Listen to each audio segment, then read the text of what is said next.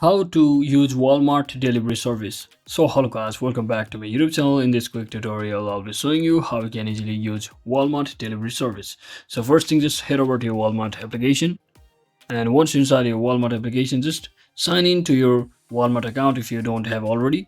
And now just choose the pickup option over here, and you should see there are three different options. One is shipping, pickup and delivery. So just navigate to the delivery section over here.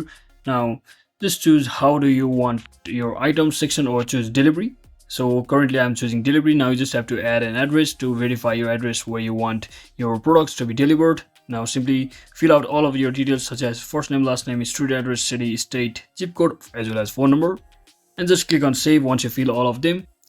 So once you do all of that, just choose or select a date and time slot that works for you, and simply browse and add the desired items to your order. And once you do all of that, just review your order and simply select checkout and enter your payment information and just confirm your order. You can also track the progress of your order through the app. So that is it for today guys. Thanks for watching. Don't forget to like and subscribe. See you on the next one.